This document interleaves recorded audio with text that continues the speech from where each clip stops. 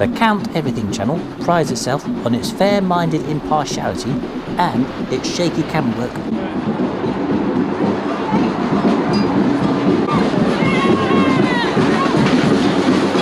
But looking back, many of my videos have been about how bad climate change is, and maybe we ought to try and do something about it.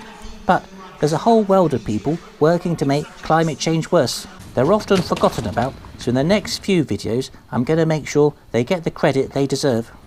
No new fossil fuel licenses!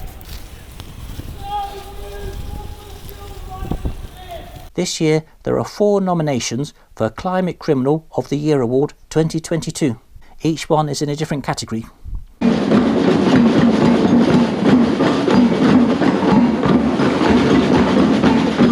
This video is about a new incinerator being built by the North London Waste Authority in Edmonton. It's called the Edmonton Eco Park, and it's being nominated by the Stop the Edmonton Incinerator Now campaign and Black Lives Matter. The Eco Park is a new incinerator being built in North London to replace a smaller one that was built about 50 years ago. In a spirit of impartiality, let's give the first word to the Waste Authority. They're responsible for processing the waste of 2 million people. And what they say sounds very positive. Each type of waste is recycled or processed as the government recommends. Food waste goes to anaerobic digesters. Electrical devices are dismantled and sorted. Plastic and glass are processed back to their raw materials, ready to be made into new plastic and glass containers. Can you see how far the waste needs to be transported for processing? All over the UK, all over Europe, all over the world. It sounds so good, it's difficult to think of what they're going to end up burning. But they do have to burn something, because the heat from the waste is going to be used to generate electricity for about 127,000 homes and heat thousands of homes and businesses through what's called a community heat network.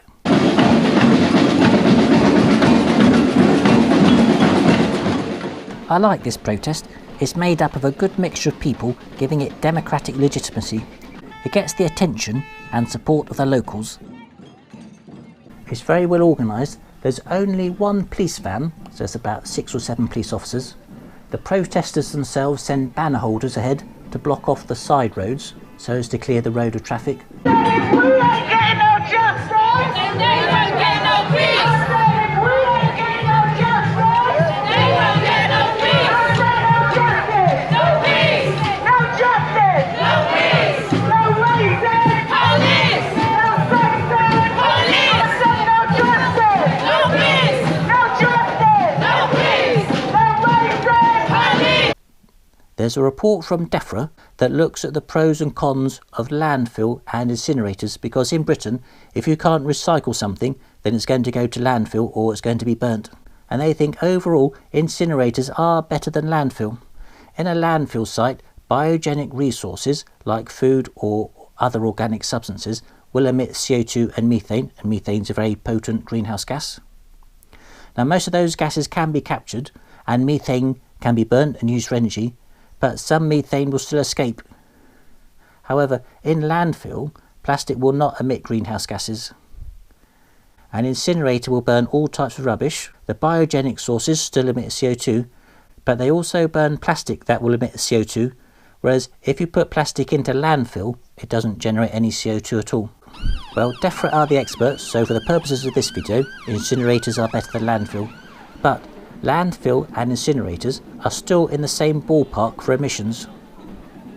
Also, incinerators have a reputation for causing other types of air pollution that landfill sites don't. Children living near incinerators have been found to have absorbed heavy metals into their bodies, and toxins have been found in chicken eggs, maybe up to 10 miles away. As far as I can tell, the Waste Authority is doing everything it can to try and reduce this. They say the new incinerator will be the safest and cleanest in the country, using state-of-the-art technology to protect residents' health and eliminate pollution to effectively zero. It must be true. Look at the number of bicycles in the photo of the new incinerator. It even has a visitor centre. And it's called an eco park, so it must be green, right?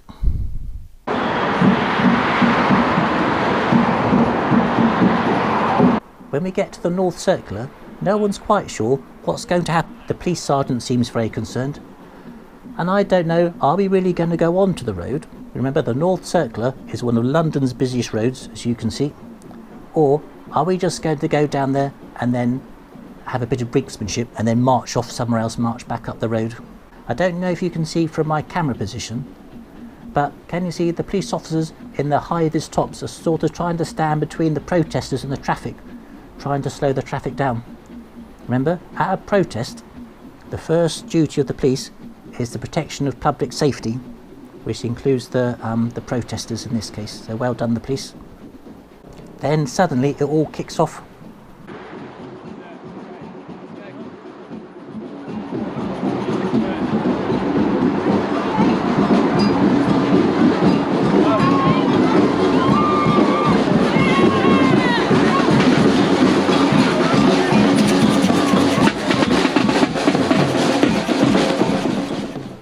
I think we need to give a special credit to the woman in the blue stripy jumper.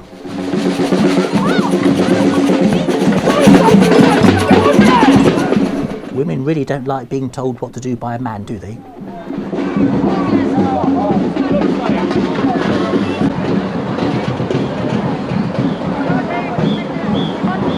If you haven't been to a protest like this, it's difficult to explain what it's like. The numbers of people, the noise, the exhilaration, the feeling that you're doing something that will be noticed. That when the public realises what's going on, those in power will be forced to act more responsibly. So, what's the problem? Well, according to the United Kingdom government, more than half of the waste incinerated at the Edmonton Incinerator is readily recyclable. The trouble is, once you've got an incinerator, the need to follow the government's guidelines on recycling waste lose their urgency.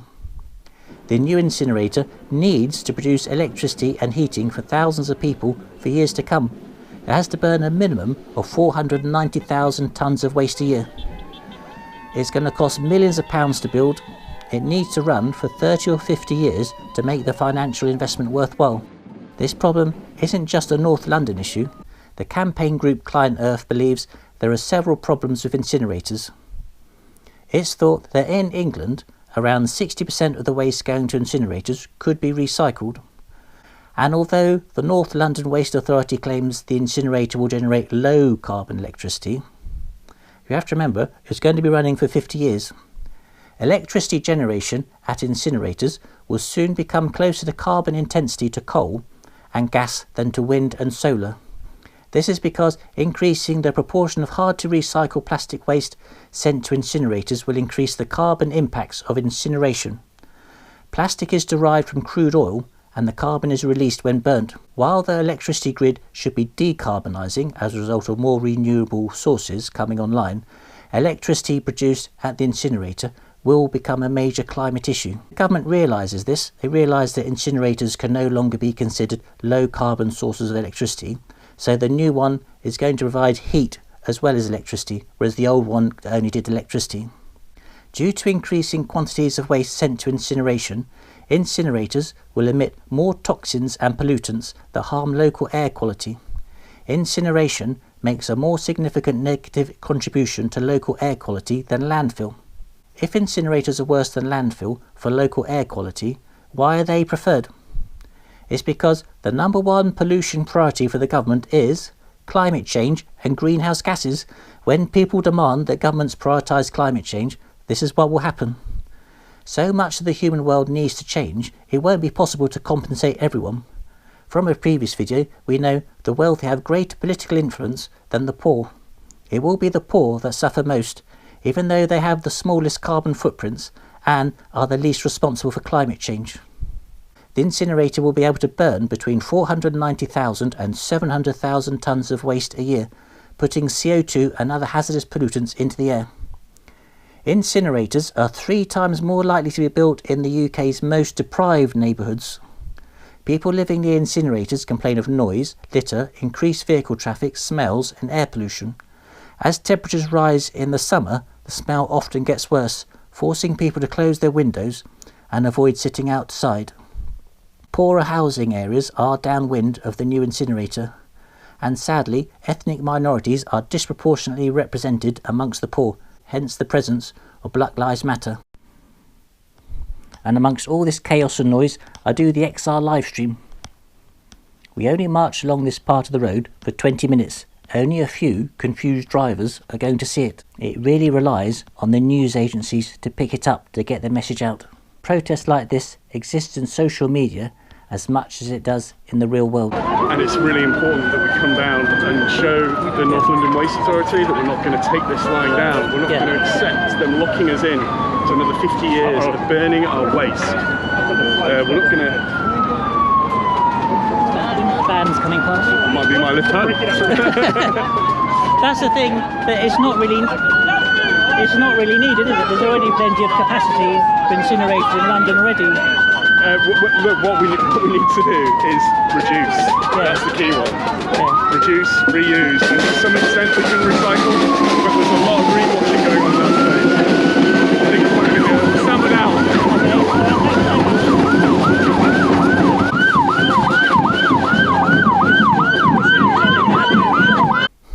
Well, if you think the protesters are being unreasonable in objecting to an incinerator, given all the steps the Waste Authority has taken to mitigate its effects, it's not just them. Most of the establishment seems to be against incinerators as well.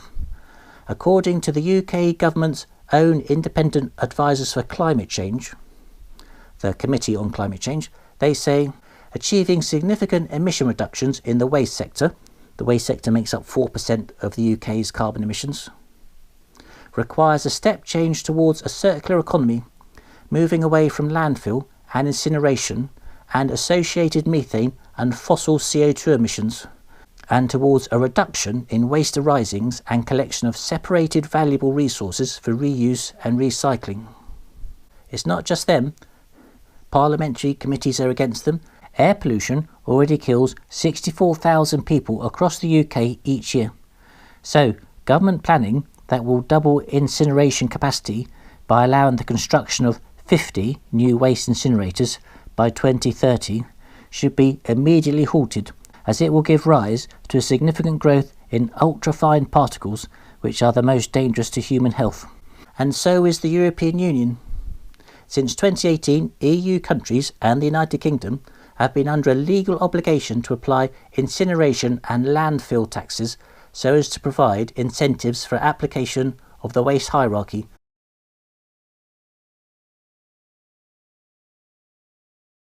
And what is the waste hierarchy? The waste hierarchy is a set of guidelines to reduce the environmental impact of waste.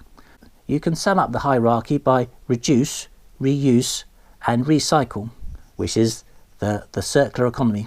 The government has guidelines for the processing of each type of material, but basically it boils down to, if you can't recycle it, then you need to burn it and use the resulting heat to generate electricity and to heat buildings.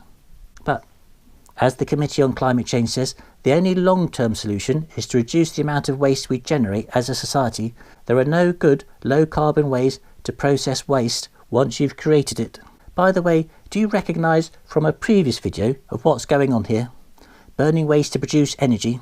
The International Energy Agency thinks that the world can be net zero by 2050 if we get 20% of our energy from what's called modern bioenergy. It's not the old-fashioned bioenergy that takes food away from the poor by burning food crops or causes land use change leading to deforestation. They want modern bioenergy, which is burning waste products to generate electricity and heat. It seems that different parts of the establishment are all working against each other. From a document by the British government, it seems the government and the International Energy Agency don't count CO2 emissions from burning food or crops as CO2 emissions because they say it's a very short cycle lifespan. The crops have absorbed the CO2, so all you're doing is releasing it back into the atmosphere. I'm not sure I agree with that, but still. Protest. It's quite difficult for anyone who hasn't read up on waste management to understand whether the Edmonton Eco Park is a good thing or not. After all, it is called an eco park. And it's even more difficult to explain it to the local newspapers or to win public support. This is why protest is such a good thing. It's a way for people to show how concerned they are about something, to get the public's attention, and as a challenge to the authorities. Look at the newspaper coverage. The protest gets excellent coverage and it raises the profile of the issue. I'm only able to make this video because the protest gave me a way of explaining it. And I think this sort of protest is the best sort. It's inclusive, it's spectacular, but at the same time, the only thing we're doing is going for a walk. Plus, it's a really good challenge to the authorities, and they have to respond. Now online, there are lots of very well written articles about why incinerators are bad and why the Edmonton Eco Park incinerator is bad. Very carefully written. They cite all of their sources. They're definitely written by people who know what they're talking about, but no one's going to read them unless it's just people like me who's sort of already on side. If you want to reach out to people and get the message out, you really do need to do a protest or find some other way of getting into the local newspapers. Now here's the response from the head of the North London Waste Authority. So remember, he's in the running to be Climate Criminal of the Year. Today's protests highlight the very problem the North London Waste Authority is tasked with tackling. How to deal with the results of never-ending, unsustainable consumption. Every minute, every hour of the day, Londoners are cramming their bins to the brim. The key target has to be all the rubbish that's produced in the first place. That's why we're investing in state-of-the-art recycling infrastructure. The biggest investment into such infrastructure in London for decades. But what we really need is systemic change. For businesses to stop churning out single-use plastics and for the government to stop years of dithering and to get on with urgent reforms we've been calling on for years. This means compulsory recycling now and a deposit return scheme. Well, I think he's blown his chances there of getting the award, hasn't he? Because he's the person ultimately responsible for it, and it seems to me he doesn't believe in the incinerator himself. The new incinerator will need to be fed rubbish for decades to come, just when we need to be producing less waste and recycling waste that we do have. To be fair to him, and the problem is, in a country like Britain, it's central government that controls everything. They set the rules, they provide the money for projects like this. If the government dithers, what else can the local authorities do? You know, the North London Waste Authority can't ban the use of single-use plastics. Central government can. They're the ones that seem to be the problem. But can you see the effectiveness of the protest? The head of the Waste Authority is only making this statement because the protest was in the newspapers and the authorities had to respond, and it seems to me they've accepted the incinerator is wrong. It's not the solution, but they can't really do anything about it. For them, how to process waste isn't a philosophical thing, but a very urgent, everyday thing of 2 million people curating rubbish. Well, so far, I've been holding other people's faults in front of my eyes, but keeping my own faults behind my back.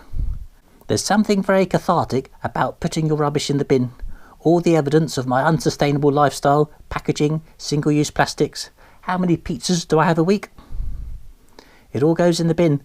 Look at all these Amazon orders I've received. It all goes in the bin. Someone takes it away from me, and I can pretend my bad behaviour has never happened. And by the way, if we don't recycle carefully, if we put too much of the wrong things in the recycling bin, it makes the recycling impossible, the load is rejected, and it all gets burnt. Out of sight, the carbon footprint of transporting it across the country or Europe goes on someone else's conscience. I don't envy the Waste Authority for trying to get people to change their lifestyles. As they say, the only real solution is system change. If you don't produce the waste in the first place, then you don't need to get rid of it. Sadly, the North London Waste Authority aren't going to be the Climate Criminals of the Year this year, but you know, they're still next year, so keep trying. Without the government to reduce plastic waste and to introduce a deposit scheme or to take the lead on reducing our unsustainable consumer lifestyles, there's very little the Waste Authority can do. Well done, North London Waste Authority. It was a good effort. They do get credit for using greenwash, which is always a sign of immoral goings on, but I don't think we can let them have the full credit for the damage the incinerator is going to do. By the way, looking through the official documents is striking how many words and phrases that people in authority use that at one time only Extinction Rebellion used. So the head of the Waste Authority says we need a system change. That's definitely something Extinction Rebellion says.